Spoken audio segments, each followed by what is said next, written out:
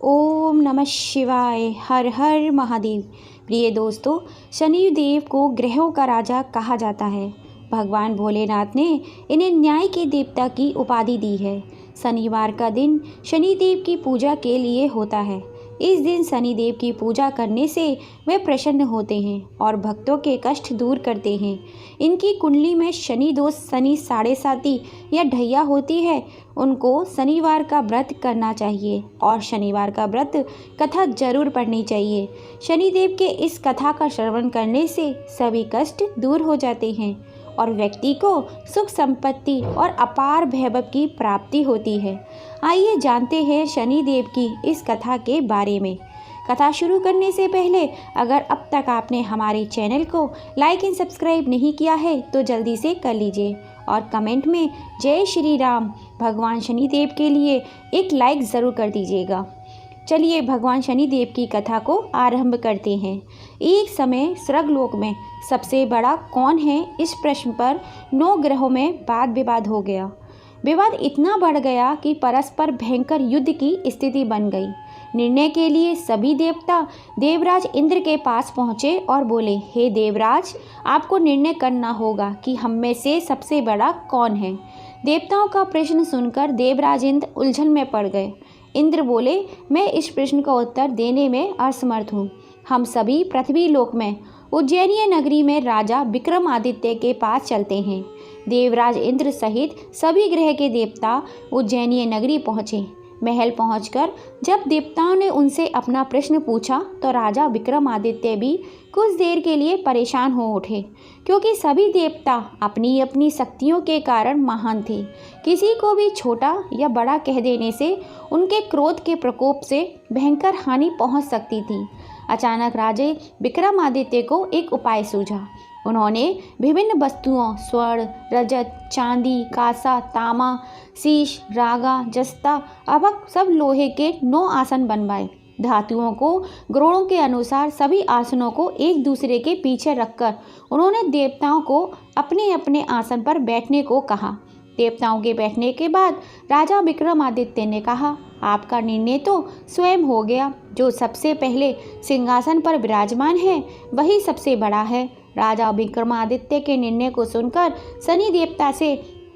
शनि देवता ने सबसे पीछे आसन पर बैठने के कारण अपने को छोटा जानकर क्रोधित होकर कहा, राजा विक्रमादित्य, तुमने मुझे सबसे पीछे बिठाकर मेरा अपमान किया है। तुम मेरी शक्तियों से परिचित नहीं हो। मैं तुम्हारा सर्वनाश कर दूंगा।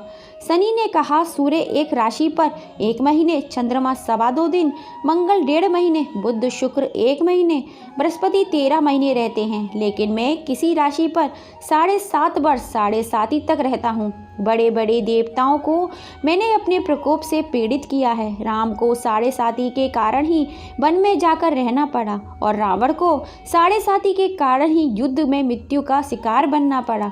राजा, अब तू भी मेरे प्रकोप से नहीं बच सकेगा। इसके बाद अन्य ग्रहों के देवता तो प्रसन्नता के साथ चले गए, परंतु शनिदेव बड़े क्रोध के साथ वहां से विदा हुए। राजा विक्रमादित्य पहले की तरह ही न्याय करते रहे। उनके राज्य में सभी स्त्री पुरुष बहुत ही आनंद से जीवन यापन कर रहे थे।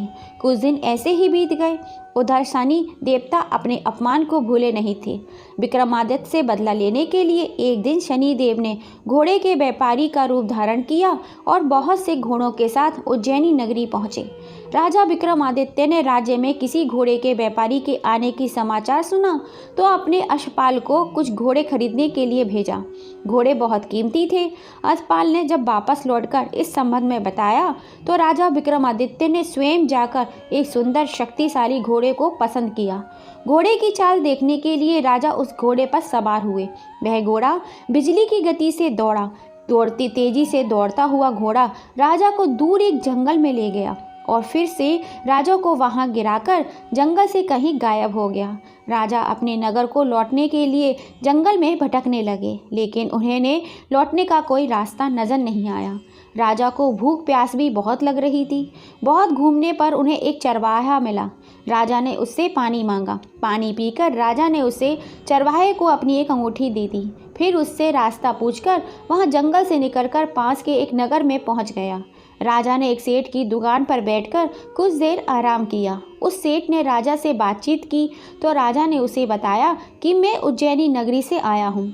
राजा के कुछ देर दुकान पर बैठने से सेठ जी की बहुत बिक्री हुई। सेठ ने राजा को बहुत भाग्यवान समझा और खुश होकर उसे अपने घर भोजन करने के लिए ले गया। सेठ के घर में सोने का एक हार खूंटी पर लटका हुआ था। राजा को उस कमरे में छोड़कर सेठ कुछ देर के लिए बाहर गया। तभी आश्चर्यजनक घटना घटी। राजा को देखते देखते सोने का हार उस खूंटी से निकल गया। सेठ ने कमरे में लौटकर हार को गायब देखा तो चोरी का संदेह राजा विक्रमादित्य पर किया, क्योंकि उस कमरे में राजा अकेला बैठा था। सेठ ने अपनी नौकर से कहा, इस परदेसी को रस्सियों से बांधकर नगर के राजा के पास ले चलो। राजा ने विक्रमादित्य से हार के बारे में पूछा तो उसने बताया कि उसके देखते ही देखते खूंटी ने हार को निगल लिया था। इस पर राजा ने क्रोधित होकर चोरी करने का अपराध में विक्रमादित्य के हाथ पांव काटने का आदेश दे दिया। राजा विक्रमादित्य के हाथ पैर काटकर उसे नगर की सड़क पर छोड़ दिया गया। कुछ दिन बाद एक तेली उसे उठाकर अपने घर ले गया। उसे अपने कोहलू पर बिठा दिया। राजा आवाज़ देकर बैलों को हाँकता रहता। इस तरह तेली का बैल चलता रहा और राजा को भोजन मिलता रहा। शनि के प्रकोप की 7.5 पूरे होने पर वर्ष ऋतु आरंभ हुई। राजा विक्रमादित्य एक रात मेघ मल्हार गा रहे थे कि तभी नगर के राजा की लड़की राजकुमारी मोहिनी रथ पर सवार उस तेली के घर के पास से गुजर रही थी। उसने मेघ मल्हार सुना तो उसे बहुत अच्छा लगा और दासी को भेजकर गाने वाले को बुलाने का आदेश दिया। दासी ने लौटकर राजकुमारी को अपंग राजा के बारे में सब कुछ बता दिया। राजकुमारी उसके मेघ मल्हार से बहुत ही क्रोधित हो गई। अतः उसने सब कुछ जानकर भी अपंग राजा से विवाह करने का निश्चय कर लिया। राजकुमारी ने अपने माता पिता से जब यह बात कही तो वे हैरान रह गए। रानी ने मोहिनी को समझाया, बेटी, मैं तेरे भाग्य में तो किसी राजा की रानी होना लिखा है, फिर तू उस अपंग से विवाह करके अपने पाँव पर कुल्हाड़ी क्यों मार रही है। राजकुमारी ने अपनी जिद नहीं छोड़ी। अपनी जिद पूरी करने के लिए उसने भोजन करना छोड़ दिया और प्राण त्याग देने का निश्चय कर लिया। आखिर राजा को रानी के विवश होकर अपंग विक्रमादित्य से राजकुमारी का विवाह करना पड़ा। विवाह के बाद राजा विक्रमादित्य और राजकुमारी तेली के घर में रहने लगे। इसी रात सपने में शनिदेव ने राजा से कहा, राजा, तुमने मेरा प्रकोप देख लिया। मैंने तुम्हें अपने अपमान का दंड दिया है। राजा ने शनिदेव से क्षमा करने को कहा और प्रार्थना की, हे शनिदेव, आपने जितना दुख मुझे दिया है अन्य किसी को ना देना। शनिदेव ने कुछ सोचकर कहा, हे राजा, मैं तुम्हारी प्रार्थना स्वीकार करता हूँ। जो कोई स्त्री पुरुष मेरी पूजा करेगा, शनिवार को व्रत करेगा, मेरी व्रत कथा सुनेगा, उस पर मेरी कृपा अनुकृपा सदा बनी रहेगी। प्रातःकाल राजा विक्रमादित्य की नींद खुली तो अपने हाथ पैर देखकर राजा को बहुत खुशी हुई। उसने मन ही मन में शनिदेव को प्रणाम किया। राजकुमारी भी राजा के हाथ पांव सही सलामत देखकर आश्चर्य में डूब गई।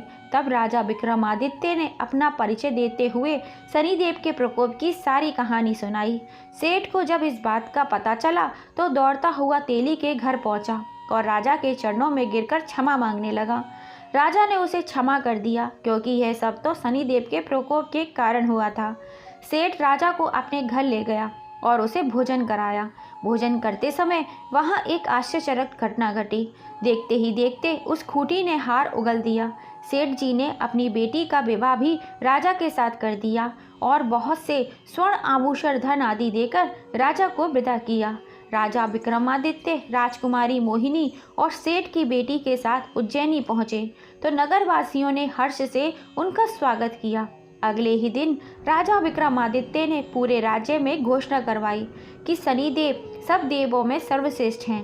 प्रत्येक स्त्री पुरुष शनिवार को उनका व्रत करे और व्रत कथा अवश्य की सुने। राजा विक्रमादित्य की घोषणा से शनिदेव बहुत प्रसन्न हुए। शनिदेव का व्रत करने और व्रत की कथा सुनने के कारण सभी लोगों की मनोकामनाएं शनिदेव की अनुकृपा से पूरी होने लगीं। सभी लोग आनंद पूर्वक रहने लगे। हे भगवान शनिदेव, आपकी पूजा अर्चना करने वाले सभी भक्तों पर अपनी कृपा बनाए रखना। जो ये कहानी सुन रहा हो, कह रहा हो, पढ़ रहा हो, उस पे अपना आशीर्वाद सदैव बनाए रखना। बोलो जय शनिदेव भगवान की जय।